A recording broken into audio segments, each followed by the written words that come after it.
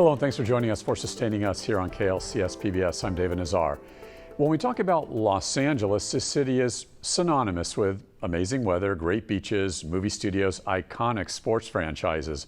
It is not often we talk about a massive river, a river that winds its way throughout LA's concrete jungle, an actual river with water. Well, the LA River is part of the iconic history of the City of Angels, a 50-mile river that basically runs from downtown Los Angeles through parts of the county on out to the Pacific Ocean. This river property is now some of the most valuable real estate in the entire U.S., not without its controversy, which we are going to discuss later. The LA River is also part of a massive multi-billion-dollar restoration and revitalization plan. As Los Angeles city leaders and county leaders, they all work with different groups, business interests, and environmental agencies to bring the LA River back to life. And that's where we begin our broadcast.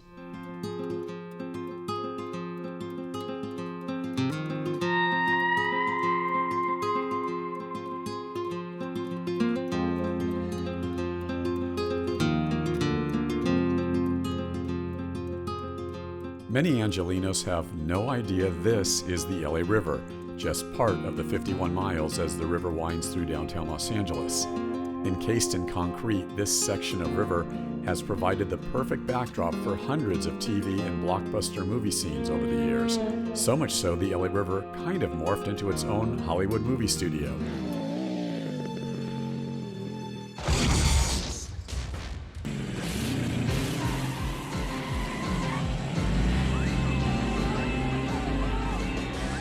The LA River has a celebrated history that spans decades.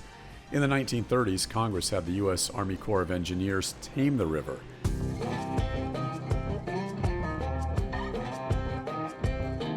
After a series of floods during a devastating rainy season demolished homes and bridges and destroyed lives. Since then, that government-controlled effort to keep the river in check has served Los Angeles well, basically giving the city a massive industrial-strength storm drain. This way, when there is a lot of rain, which isn't too often in Southern California, all the water runoff throughout the city can filter out to sea. However, these days there are so many more uses planned for the future of the LA River than just a city-sized storm drain. For several years, Los Angeles city and county leaders have been working with anyone and everyone with a vested interest to bring the LA River back to life. This collaborative river revitalization effort involves the mayor's office, the state of California, local community-based organizations, business leaders, real estate developers, environmental groups, nonprofits, and certainly the river neighbors.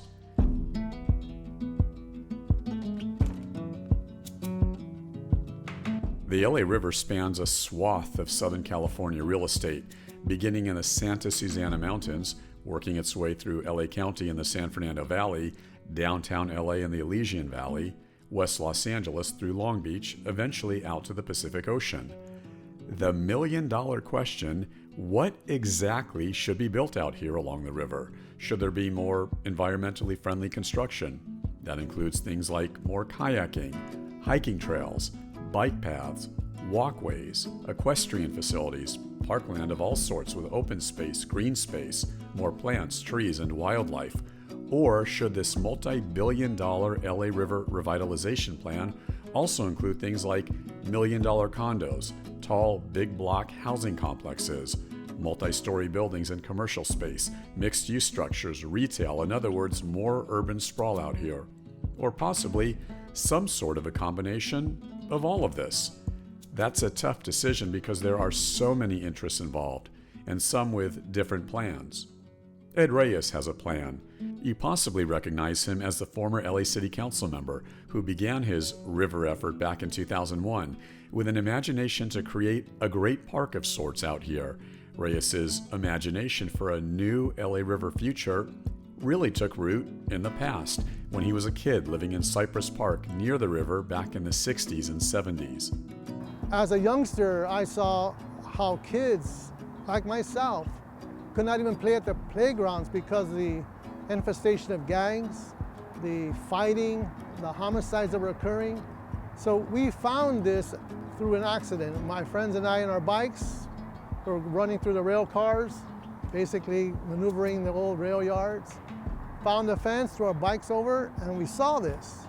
So this became our Shangri-La. We didn't have to fight to be here. We didn't have to endanger ourselves or put ourselves in harm's way with the gang culture that was very pervasive at the time. So connecting that reality and creating relief, open space, and access to this type of ecosystem is something all Angelenos should enjoy, as well as the whole region, all 51 miles.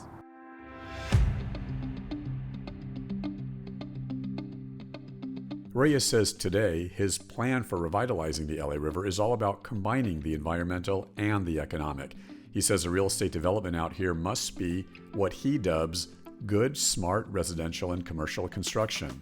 Reyes believes that in the next few decades, with the river build-out, families from all walks of life, from all sorts of disadvantaged communities, are going to have opportunities like never before. For example, he says, like taking the kids to the neighboring LA River for affordable and healthy activities instead of more costly, faraway beach or mountain excursions, or even replacing a visit to Disneyland with a visit to the river. Because Reyes insists that a revitalized LA River is all about what he terms the human condition. He hopes to eventually give parents the option to get out of their concrete jungle with no parkland or open space. Reyes insists the LA River revitalization is all about environmental justice and social justice. My dream is that we sustain the objective of flood control, that we sustain the objective of community safety. But let's use creative architecture where we don't need the cement.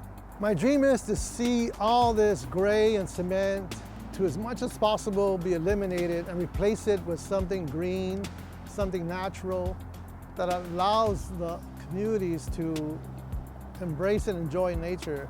But I also want to see on the properties along the corridor, facilities that speaks to our needs as a community. Mixed uses, what does that mean? Combining housing with services, childcare, senior care, health services. We're actually creating greenways and enough trees to neutralize all the pollutants that come off our freeways.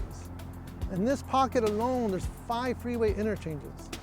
So the community here gets penalized. The same thing with South LA, the southern part of the lower river, but that's a pocket that has very little green, very little park space. So to complement the social fabric, the built-out environment, the architecture, with these kinds of facilities where you have access to affordable housing where people that live in these neighborhoods can stay in their own neighborhoods. That to me would be a great step in being able to create that access and address the issues of social justice.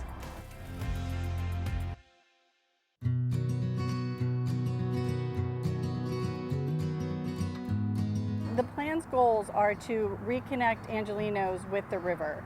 Carol Armstrong is collaborating with Ed Reyes. Armstrong is the executive officer for city services in the LA Mayor's office, and she's the project manager for the LA River Revitalization Master Plan. This plan is expected to be implemented over the next 50 years with a total build-out cost of anywhere from $2 to $5 billion. The LA River revitalization effort is to bring people to the river, make it an important part of their daily lives, to restore the habitat in the river, and to respect its nature and realize how valuable that nature is to not only the physical health of people, but their mental health as well. The City Council adopted the master plan back in 2007, and since then we have attracted over $500 million to river projects, and one of our primary goals is to finally complete the 51-mile bike path along the Los Angeles River. Well, funding is an obstacle, but also you need to get community support for the project. They need to understand what it's going to look like and have some say in what it's going to be about. And so the trails not only are good for bike paths and walking, but they also connect a network of parks and open spaces. So we have really prioritized looking at neglected, forgotten, little spaces to create a network of parks like Sunny Nook River Park and then also a number of bridges, right? So there are a number of bridges that have been built to literally connect people that were divided when the river was channelized in the 1930s. Armstrong acknowledges that over the years, the LA River Plan has been controversial, and there has been a contentious relationship among some of the various special interests, with some of the developers, some of the users of the river, some of the neighbors who live along the river, and some of the critics. She knows that not everyone is in agreement with the construction plans. However, she says the LA River Revitalization Group is doing everything possible to work with all parties involved for a win-win situation. With 51 miles of river, you've got 102 miles of riverfront, and all communities are different. So some communities are interested in having parks and trails, or they want more habitat, or they want, artistic, features. So it all depends.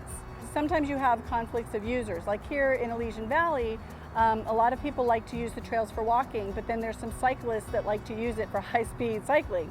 So sometimes conflict arises on what the common space is used for, but we find that often by coming together, there's common ground.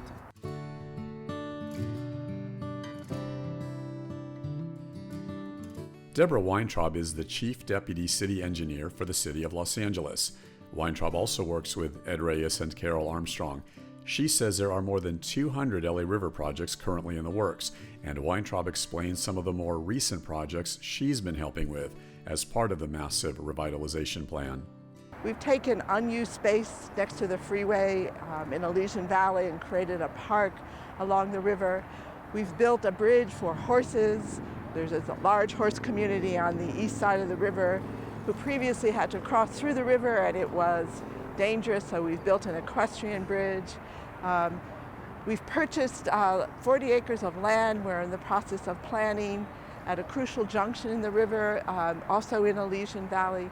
We've done multiple bike paths in the San Fernando Valley, and we're in the process of planning bike paths that will fill out the gaps so that you will be able to go from the origins of the river in the West San Fernando Valley all the way to Long Beach on this bike and walking path. That's a big goal of ours. So one of the most important projects I'm working on personally every day is planning the Taylor Yard G2 site, which is a 42-acre site that the city purchased a couple of years ago.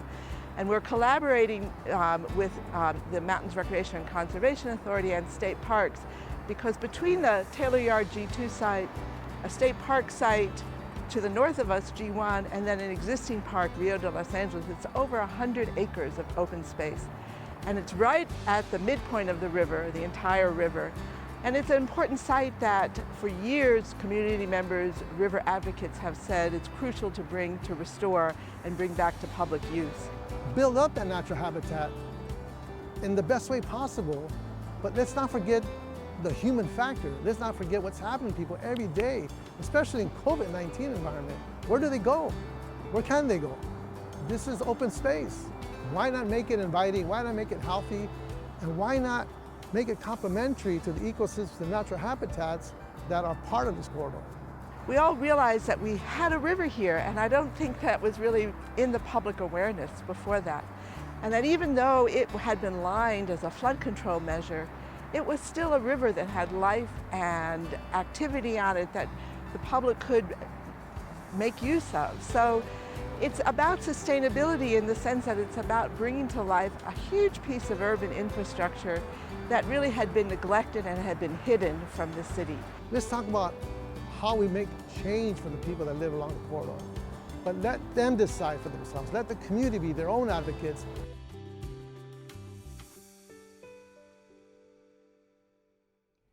Now, for more information about everything going on with the River Revitalization Plan, just click on lariver.org. That's lariver.org. Now, as the future of the LA River is being mapped out, there's been a stormy relationship, to say the least, with various interests involved in this revitalization project.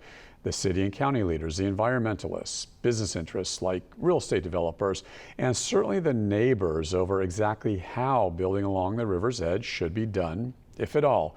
Well, joining me now to discuss all of this further is Stephanie Pincel. Stephanie is a professor at the UCLA Institute of the Environment and Sustainability and founding director of the California Center for Sustainable Communities at UCLA. Stephanie leads a team of researchers who study how to make communities sustainable, focusing on issues such as water and energy. Stephanie, thank you so much for being here. It's my pleasure. Thank you. Just tell me first to start, what is your center all about and what do you folks do over there? And then we'll get into our discussion. All right.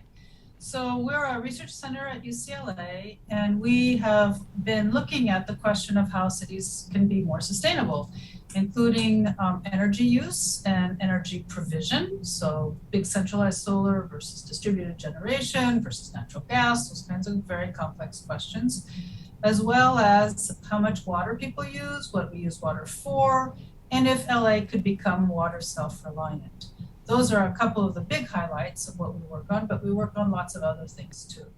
Perfect segue. You're the perfect person for us to speak with then. So let's get back to the field report. Obviously, as you know, for several years, LA city and county leaders, they've all been working, as I mentioned earlier, with the mayor's office, places like the state of California, local organizations, all kinds of business leaders, real estate developers, environmentalists, even the nonprofit groups, et cetera.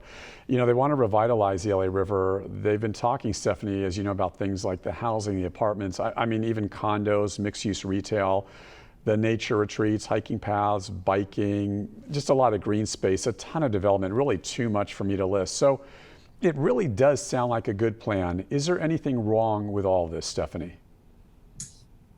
Well, not in the general idea of providing better access to open space for people, but one of the big issues is really to realize that the LA River has been channelized for very good reasons. Property values and properties can be in jeopardy if there are very big surges of water. And as we know, climate is going to be affecting precipitation so that we're dry and then we're full of water.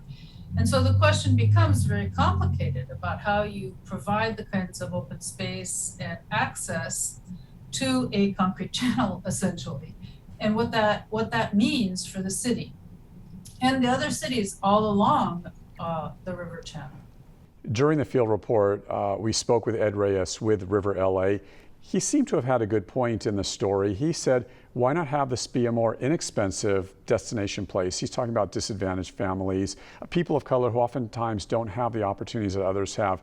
And he said you sort of create this ecosystem of not just a community in its infrastructure, but also of nature, correct? Well, I think that the question really has to be looked at in detail. So if you're living in South LA, down to the harbor area, and what you have is a long concrete channel, what does going to nature mean when you have a long concrete channel? Probably not a lot of nature unless you build a whole lot of additional infrastructure. So I have read that there are plans to build kind of bridges with nature on the bridges so people can get access to nature there.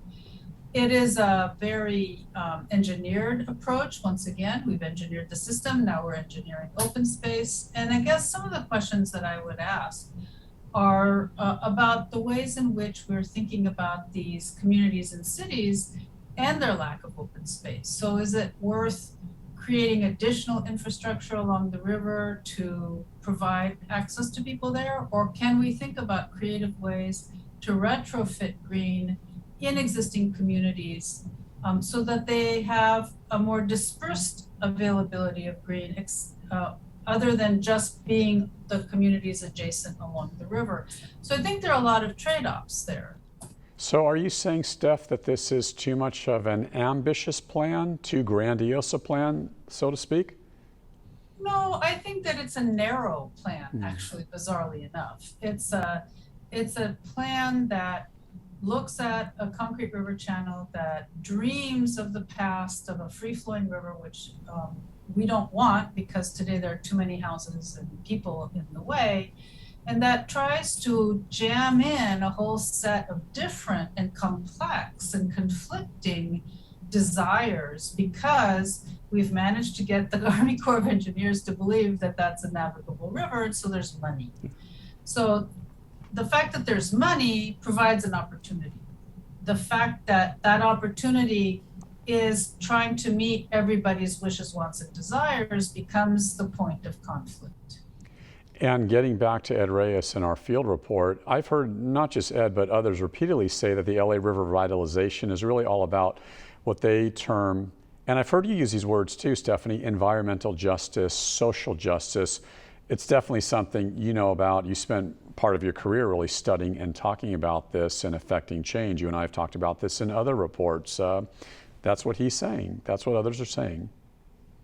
Well, I'm sure that there's some truth to that, and that there's a lot of realization today of the way in which LA and its multiple cities have developed that have created a lot of environmental injustice. So that's true.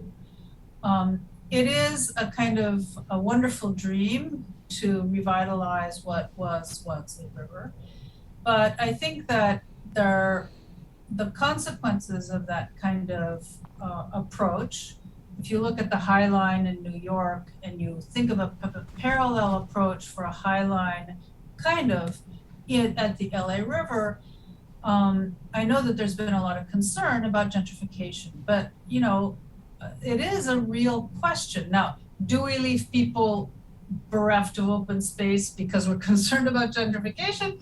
Do we provide open space because they need it? These are really complicated questions that require an enormous amount of thought and probably a lot more money to think about keeping people in place. Should LA River money be used to buy land in the adjacent cities and hold that housing in trust so that people can afford to live in it? Is that just as good a use, and then provide walking pathways along the river without all the bells and whistles? I don't know, but I think that that it's a bit of a rock and a hard place because of this dream of the river that has kind of not made it possible to think about other strategies that could improve open space in a more granular way in lots of different little cities in South LA. And you make a good argument. Certainly, you talk about money. Fair to say the cost is, listen, this thing is off the charts anywhere from, I believe the amount is $2 to $5 billion. Yeah, I said $1 billion for this build out of the LA River. Do you believe, Stephanie, that the money could be spent more wisely, or how would you spend that money? Because you're the one that mentioned money.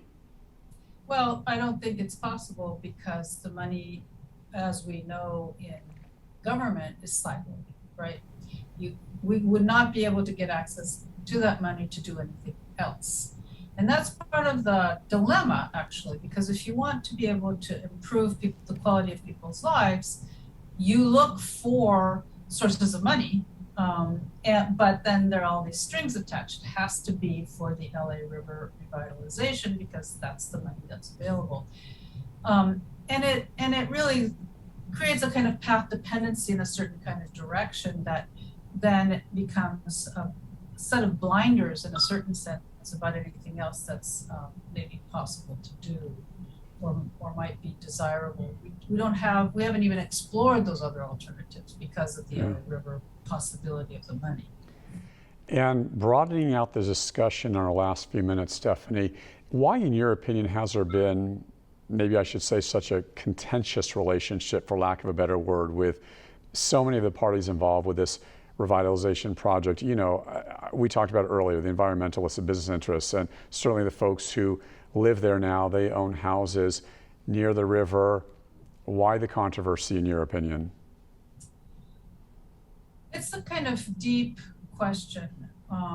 The LA River idea was really started by a conceptual artist who held self-performance in the LA River, and then the idea took off, I think, led in good part by the environmental community. And then it got kind of captured by all these other interests and left a lot of people behind in the process. And as the River Revitalization Project has moved forward, they've tried to bring to make up for that by bringing a lot of people in.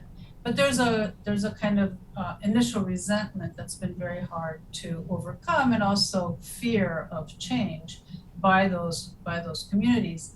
There's also the fact that when you do revitalize, there are new economic investment prospects. And so what's going to happen if you're starting to build more and more new kinds of housing in these areas to the people who've lived there and the kinds of lifestyles that they've had? So I think it's not an unexpected kind of set of controversies, but I do think that it's going to be a long process, that's for sure. Final question, Stephanie, and thank you. We balance this out as much as possible on this program, as you know. In the field report, they were really talking about all the positives. You talked about some of the negatives. In fairness, can you, Stephanie, identify any positives with this massive project? As you know, there are many people who are definitely in favor of this plan. Do you see any positives? Oh, well, I think that's a completely fair question. I think that recognizing that Los Angeles has a river in itself is a huge positive, right? And to think about how we as a community want that river to be treated or respected or revitalized is an enormous positive. And I would also add two things. One, I think that those folks who've been working on the hydrology and the river dynamics have done a very good job. And so we know a whole lot more about the situation than we really did before. And with any luck at all, the attention to public process will gradually create a more happy outcome for all of the participants. Thank you so much, Stephanie Pincel, for really a great interview. So greatly appreciated. Thanks. All right, you're very welcome. Thank you. And for more information about our program, just click on klcs.org and then click Contact Us to send us your questions or your comments, even story ideas, so we can hear from you and we will get back to you. And be sure to catch our program here on PBS or catch us on the PBS mobile app for all things sustainable. Thank you so much for joining us for this edition of Sustaining Us here on KLCS PBS. I'm David Nazar.